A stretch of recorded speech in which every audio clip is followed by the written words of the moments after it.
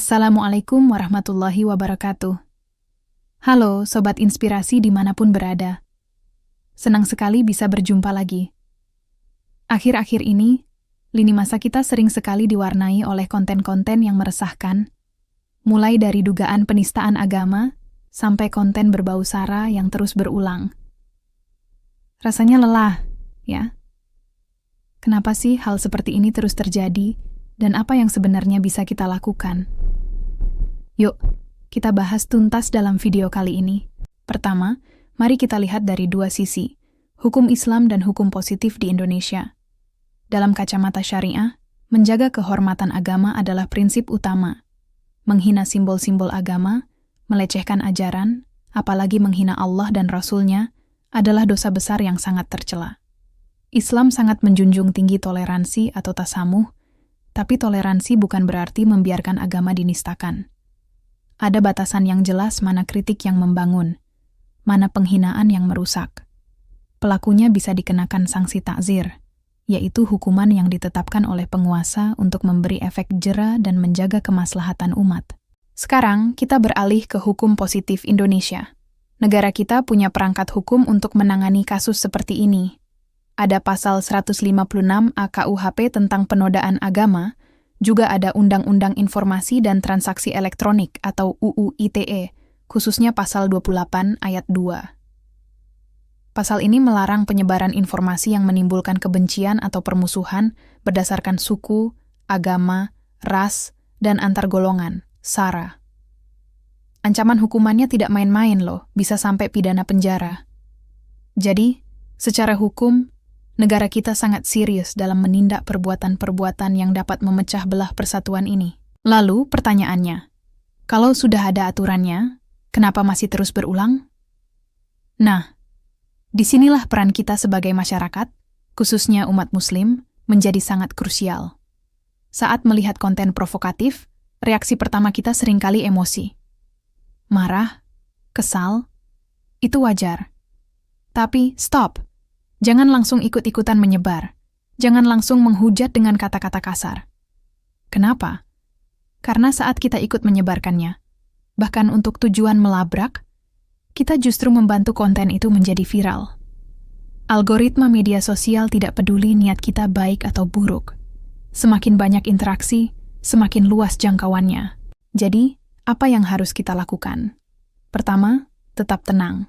Kedua, gunakan fitur report atau laporkan yang sudah disediakan oleh platform media sosial. Laporkan konten tersebut sebagai ujaran kebencian atau konten yang tidak pantas. Ini adalah cara paling efektif untuk membuatnya diturunkan.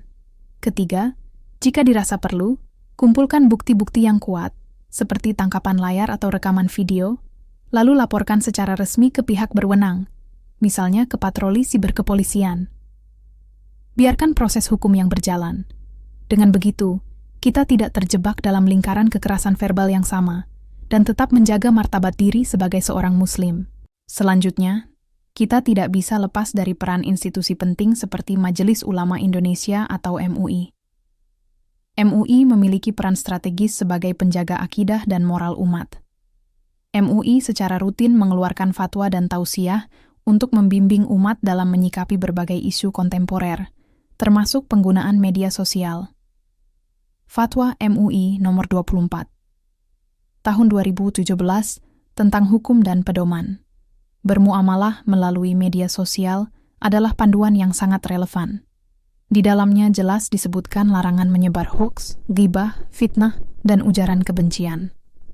MUI juga berperan aktif dalam mengawasi konten-konten bersifat sara, serta berperan aktif dialog lintas agama untuk menjaga kerukunan dan menjadi rujukan bagi aparat penegak hukum dalam menangani kasus-kasus penistaan agama sebagai saksi ahli. Jadi, panduan dari para ulama kita sudah ada. Tinggal bagaimana kita sebagai umat mau mengikutinya. Nah, di tengah maraknya konten negatif, ada secercah harapan dari para influencer positif. Mereka ini adalah para penyebar kebaikan. Konten kreator yang memilih untuk mengisi ruang digital dengan konten-konten yang menyejukkan, edukatif, dan inspiratif. Mereka tidak mengejar sensasi, tapi fokus menyebarkan nilai-nilai luhur agama dengan cara yang kreatif, dan mudah diterima, terutama oleh generasi muda. Mereka adalah garda terdepan dalam perang melawan konten negatif. Caranya bagaimana? Bukan dengan menyerang balik, tapi dengan membanjiri media sosial dengan konten positif. Semakin banyak konten baik yang kita produksi dan kita dukung, maka secara otomatis konten-konten buruk akan tenggelam. Jadi, mari dukung para influencer kebaikan ini. Follow akun mereka, like, komen, dan share konten-konten positif mereka. Jadilah bagian dari pasukan penyebar kebaikan. Untuk memberikan gambaran nyata, mari kita lihat beberapa studi kasus hukum yang pernah terjadi di Indonesia. Kita ingat kasus para pejabat atau publik figur, hingga kasus-kasus yang melibatkan para YouTuber atau selebgram. Dari semua kasus ini, kita bisa belajar satu hal. Hukum di Indonesia, meskipun kadang prosesnya panjang, tetap berjalan untuk kasus penistaan agama. Putusan pengadilan yang telah berkekuatan hukum tetap, inkrach, menunjukkan bahwa negara tidak main-main. Namun, proses hukum ini juga seringkali menguras energi sosial kita. Terjadi polarisasi di masyarakat, perdebatan tak berujung, bahkan gesekan horizontal. Ini menjadi pelajaran penting, bahwa penegakan hukum memang perlu, tetapi pencegahan jauh lebih utama. Pencegahan itu dimulai dari literasi digital dan penguatan akhlak kita masing-masing. Jadi, kesimpulannya, menghadapi maraknya isu penistaan agama dan konten SARA adalah tanggung jawab kita bersama. Dari sisi hukum, aturannya sudah jelas. Dari sisi syariah, panduannya sudah lengkap. Peran kita sebagai umat adalah menjadi garda terdepan dalam menjaga jari dan lisan kita, tidak mudah terprovokasi, dan memilih jalur yang bijak. Kita juga perlu mendukung peran MUI sebagai pembimbing umat dan para influencer positif sebagai agen perubahan di dunia maya. Mari kita ubah medan pertempuran digital ini menjadi ladang pahala. Alih-alih menyebar kebencian, mari kita sebarkan rahmat. Alih-alih mencaci, mari kita ciptakan konten yang menginspirasi.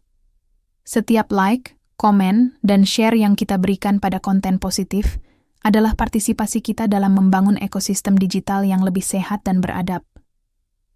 Jadilah muslim yang menjadi teladan akhlak yang bijak. Jadilah pengguna media sosial yang cerdas, dewasa, dan membawa kebaikan bagi sesama. Tunjukkan bahwa kita umat muslim dengan ajaran dari Nabi adalah ajaran yang paling sempurna sepanjang zaman. Terima kasih banyak sudah menyimak video ini sampai selesai. Semoga apa yang kita diskusikan hari ini bisa memberikan pencerahan dan manfaat untuk kita semua.